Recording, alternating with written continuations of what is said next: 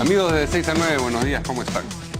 Nuestra invitada esta mañana para la entrevista política es la ministra de Desarrollo e Inclusión Social, la señora Cayetana Aljovín. ¿Cómo está, Cayetana? ¿Qué tal? ¿Qué tal, Mario? Muy buenos días. Quien además, ustedes recordarán, ha estado algunas veces de este lado del mostrador, ha hecho periodismo y periodismo político. ¿Cómo se siente? Hemos compartido la mesa. Hemos compartido la mesa alguna vez en radioprogramas hace tiempo. ¿Cómo se siente estar ahora del otro lado del mostrador, como decía? ¿Qué posición te acomoda más? Bueno, creo que son posiciones diferentes, pero que sí tienen algo en común, ¿no? Que es el gusto por la cosa pública, ¿no? Sí. Desde el periodismo, justamente somos fiscalizadores de los temas públicos muchas veces. Hoy, ¿no es cierto?, me toca estar en la parte ejecutiva del tema público, entonces creo que ese puente siempre existe. Pero sin ¿no? perder el ojo fiscalizador. No, por supuesto, porque hay que estar fiscalizando justamente todos los programas sociales, ¿no? Y el gobierno en general. Ayer se presentó el presidente con el primer ministro y expusieron, divulgaron, digamos, anticipadamente, porque los días eran solamente 90. Los que se habían cumplido los avances y los logros de los 100 primeros días. Lo primero que llama la atención es esta anticipación, hacer lo que corresponde a los 100 cuando han pasado solamente 90, es un 10% menos. ¿Cuál es el motivo de ese...? El motivo era que sentíamos que estábamos listos para informar a la población todas las medidas que se estaban tomando, ¿no?, en estos primeros 90 días. Y si uno revisa el plan de los 100 días, en realidad son más de 300 medidas que se han venido tomando en los diferentes sectores. Y creíamos que ya era oportuno informar y hacer una rendición de cuentas justamente a la ciudadanía, ¿no? Sí, y... Perdón, de esas, ¿cuántas medidas dices que fueron en general? 300. 300. 23 han sido destacadas por el presidente ayer. ¿Alguna de esas 23 corresponde a tu sector? Sí, efectivamente. ¿Cuál? Corresponde el destino de 160 millones de soles para lo que es enfrentar un tema de salud pública que es la anemia y la desnutrición crónica, ¿no? Son 160 millones de soles que van a ser destinados a los gobiernos regionales y locales para que ellos ¿Van a ser destinados o ya fueron destinados? Porque cuando uno habla de un logro, supone que tiene algo que ya se ha consumado, digamos, no una intención. Una intención no puede ser contabilizada como un logro. Lo que pasa es que son recursos que ya están destinados. Lo que pasa es que se tiene que firmar los convenios con los gobiernos regionales y locales para incluir este tema específico como un indicador que ellos tienen también que cumplir, ¿no? Que es... hacer frente al tema de anemia y desnutrición crónica, ¿no? Porque es una de las prioridades que tiene este gobierno, dado que la anemia es un tema de salud pública hoy en día. Es uno de los indicadores más alarmantes. Efectivamente, y queremos por eso ponerle mucho foco y que no sea solamente un tema del gobierno central, sino también del gobierno regional y local, porque si no es imposible, Mario, poder hacer frente a este tema, ¿no? Y tienen, digamos, metas trazadas no solamente en la cantidad de dinero que van a destinar o que se va a destinar a combatir la anemia, sino a la reducción específica de las cifras de anemia en fechas concretas? Hemos elaborado toda una estrategia contra la anemia que hemos aprobado en el CIAS, que es esta comisión que también se ha reactivado, que es la Comisión de los Ministros de Asuntos Sociales. Y en esa estrategia se han puesto determinadas metas bianuales, ¿no? Entonces, todavía no te puedo decir cuál es la meta específica, porque esa justamente va a ser discutida en el próximo Consejo de Ministros, así que no me quiero adelantar. Pero, digamos, lo que realmente se debe contabilizar como un logro, como un avance, es la reducción concreta en las cifras de un problema como el de la anemia, ¿no? Porque uno puede echarle dinero a una serie de problemas y si ese dinero no se traduce... No, por supuesto, por eso tiene que haber metas e indicadores que te vayan cuantificando cómo vas avanzando y también priorización, ¿no?, de los lugares donde vas a comenzar a trabajar específicamente en este tema. Eso ya está definido en esa estrategia que ha sido aprobada en esta comisión y que tiene que ser sometida al Consejo de Ministros del próximo miércoles. De las 23, ese solo avance es la que corresponde a tu sector. Esa fue la que destacó el presidente. Pero me imagino que dentro de las 300 hay otras. Por supuesto que sí. ¿Cuáles? Unas cuantas por lo menos. Te las comento, ¿no? Sí. Está el tema de que hemos creado por primera vez en el Perú, hay un laboratorio de innovación social que se llama el AINI Lab Social, que lo que busca es que el sector privado y los emprendedores que existen puedan aportar su ingenio en dar soluciones concretas a problemas de temas sociales, que en el Perú antes no existía. ¿Y lo aportan de qué manera? ¿Quién atiende las sugerencias? ¿Cómo esas sugerencias se traducen en acciones? Primero se creó este laboratorio de innovación social y luego justamente el martes, junto con el Ministerio de Producción, lanzamos vía Innovate los recursos que sirven para poder implementar estas soluciones. Y se estableció además en qué temas queríamos que el sector privado se involucre en buscar soluciones. Uno era, por ejemplo, buscar dispositivos de tamizaje de anemia que sean fáciles y que puedan ser utilizados por postas médicas, pero también por el programa Cuna Más, por ejemplo.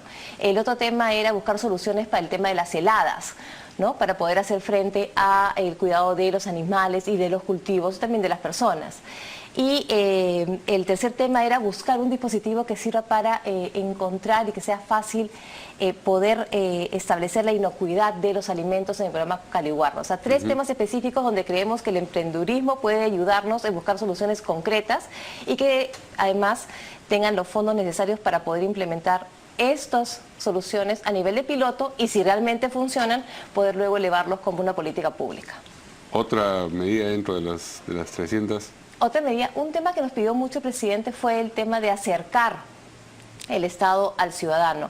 Y el presidente consideró necesario que se establezca dentro de las medidas este programa que hemos creado desde el Ministerio de Desarrollo e Inclusión Social que se llama La Ministra Te Escucha, que es un programa en el cual los ciudadanos, cualquiera, puede acercarse donde la ministra, tener una reunión y expresarle preocupaciones que van desde la calidad de los programas sociales, como también reclamarle si es que considera que debería estar en un programa social y no está. ¿No? Esa es otra de las medidas que también el presidente consideró que era importante que estuvieran en este paquete de las 300 medidas. Después hay una serie de temas técnicos, ¿no? Que es el tema de solicitar evaluaciones de impacto, el tema de mejorar el sistema de focalización del sistema de focalización de hogares, pero temas más técnicos que si quieres podemos ahondar en ellos.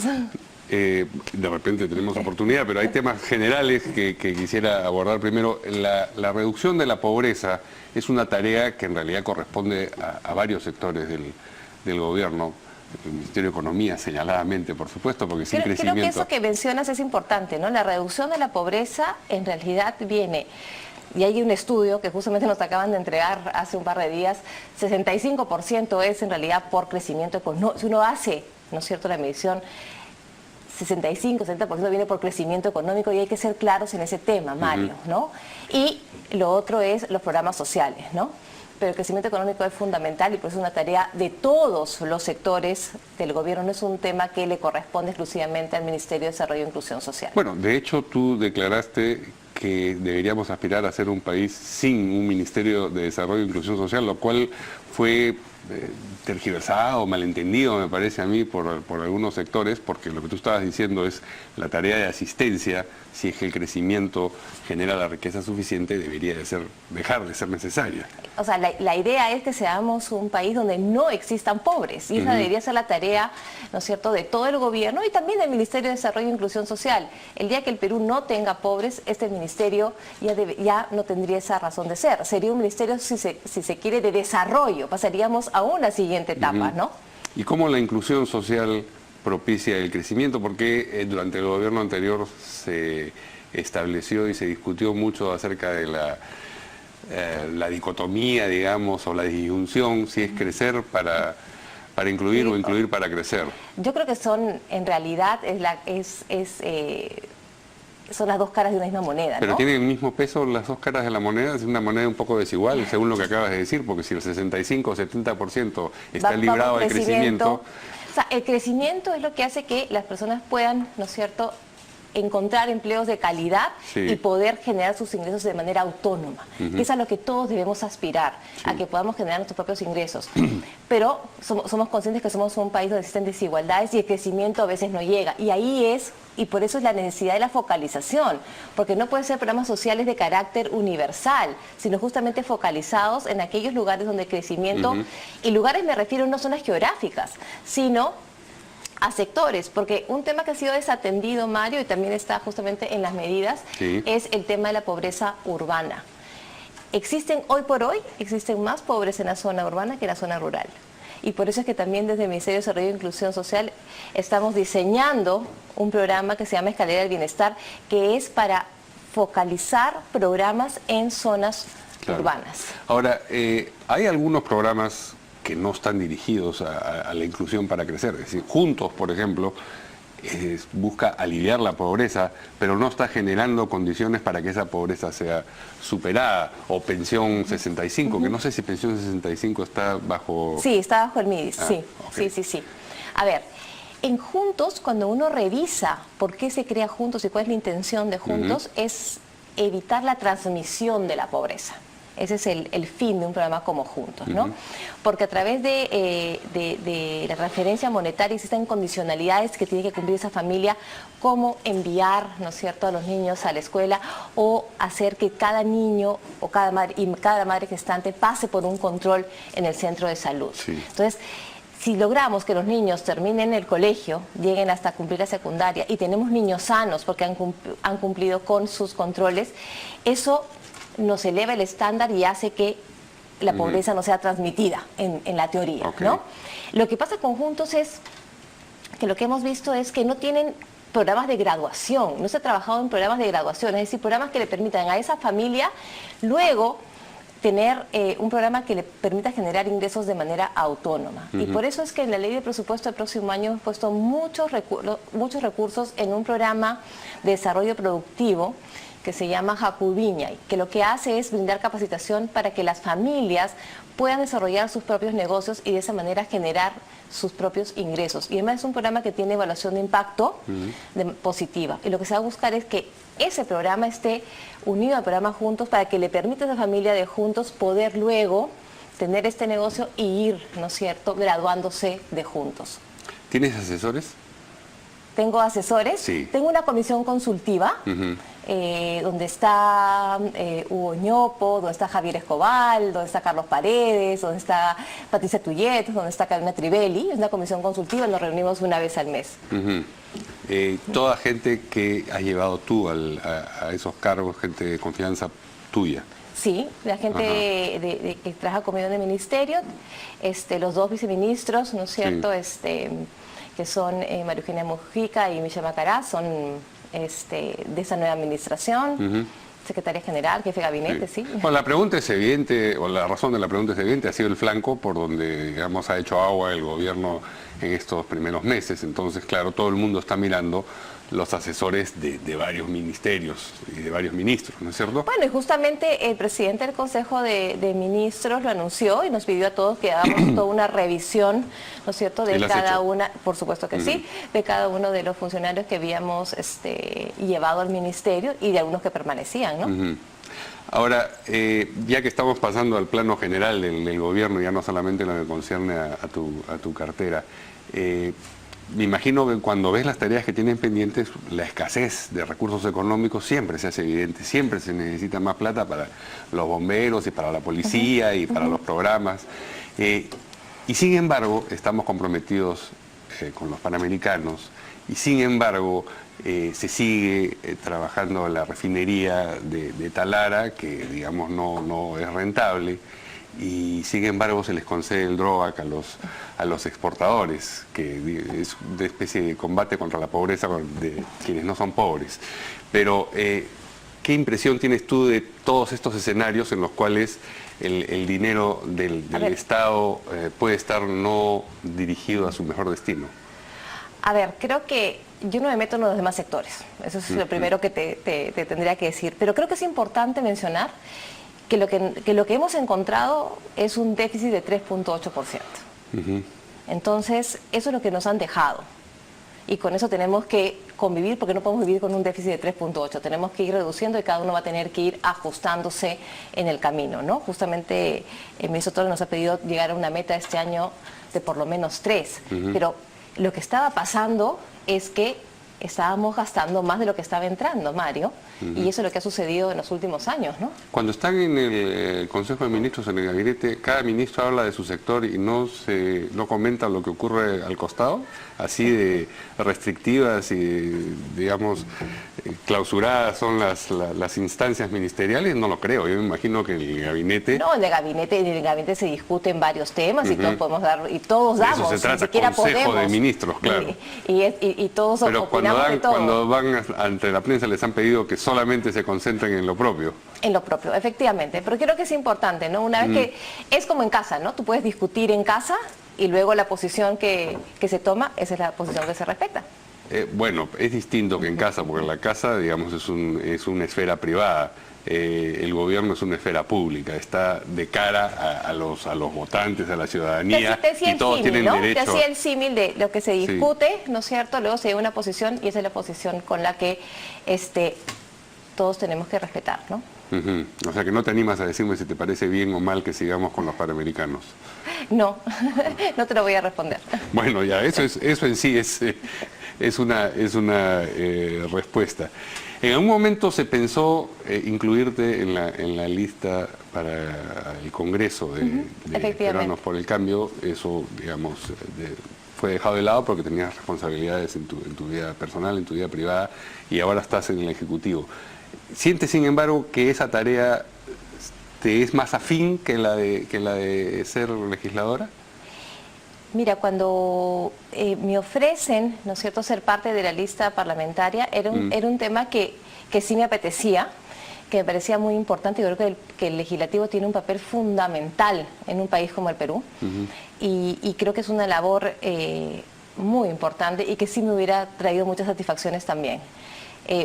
Como tú lo has mencionado, ¿no es cierto?, habían temas personales en ese momento que no me permitieron poder aceptar esa invitación, y te diría que me sentiría igual de cómoda en el legislativo que en el ejecutivo. No es que, digamos, por tu background profesional te veías más en una posición ejecutiva. No, ¿sí? No, creo que son, nuevamente, ¿no?, son dos espacios en los cuales si te apasiona la cosa pública, si te gusta el tema de políticas públicas, si sientes que tienes la capacidad, en los dos sitios, ¿no es cierto?, haces política pública, y creo que los dos son igual de gratificantes en el trabajo, ¿no? Lo que ha ocurrido 90 o 91 días después de iniciar el gobierno, ¿está a la altura de las expectativas que tú tenías de esta gestión? Es una pregunta, claro, difícil que me digas, no están mis expectativas, porque está más allá de mis expectativas. Ah, sí, ¿te parece que ha sido un rendimiento más allá de mis expectativas, superavitario? Sí, te diría que en mi caso sí disfruto mucho los consejos de ministros, los intercambios de opiniones en el Consejo de Ministros. Mis compañeros de gabinete aportan muchísimo, he aprendido mucho, he viajado por todo el Perú y eso la verdad que me da gran satisfacción. He conocido miles de personas y creo que eso es invalorable, ¿no? O sea, he estado en Huancavelica, Ica, en Iquitos, en Cusco. Me refería al gobierno en su conjunto, no solamente a lo que ha sido la enriquecedora experiencia seguramente personal para ti de ser ministra de Desarrollo e Inclusión Social. No, las discusiones, ¿no es cierto?, en los espacios, sea en la Comisión Interministerial de Asuntos Sociales o en el Consejo de Ministros y en los demás espacios, porque participamos en una serie de espacios en el Consejo de Seguridad Ciudadana, son muy enriquecedoras, y creo que además uno aporta, y eso también es importante, ¿no? No, por eso insisto, sin embargo, tú lo planteas todo desde el punto de vista enriquecedor en experiencia personal, en tu ministerio, en el contacto con los otros ministros, etcétera, etcétera. Pero para el país, las expectativas que se cifraron al empezar el gobierno, y por supuesto que es temprano a los 100 días hacer una evaluación, pero hasta el momento, ese balance, ese costo-beneficio, más que debe haber más que costo y beneficio, con gorgojos, con problemas de los asesores y todo eso son pequeños baches en el camino, y lo que se ha logrado es más. Eso es lo que estoy preguntando. Yo creo que sí, yo creo que si uno revisa las medidas que ya se han tomado, y más que se van a ver ya, ¿no es cierto? Porque el ciudadano dirá, ya, esas medidas yo las quiero ver, quiero sentirlas, quiero irme en la carretera y que exista, ¿no es cierto?, la doble vía, y ya quiero ver que se inicie Chincheros. Entonces, creo que cuando el ciudadano sienta que las cosas que ya se empezó materializan. Y se materializan, sí. Creo que ahí se va a dar cuenta que el trabajo que se ha estado realizando, ¿no? Cuando vea que va a un centro hospitalario, lo atienden con una mejor calidad, o hay una atención en un mayor horario de atención. O sea, son pequeñas cosas cuando va, ¿no es cierto?, a la SUNAT y le pueden dar su RUC por teléfono, o cuando es, no sé, pequeños trámites o las sanciones las puede ver online. Son las cosas que el ciudadano va a decir, ya se empezó. Muy bien. Bueno, muchas gracias por esta conversación a la ministra Cayetana Robín. Espero tenerla por acá próximamente para ver ya los avances convertidos en logros y conversar del gobierno en general también, que siempre es una materia importante a debatir y a considerar. Muchas gracias. Muchas gracias a ti, Mario. Nosotros nos vemos mañana aquí en de 6 a 9. Buenos días.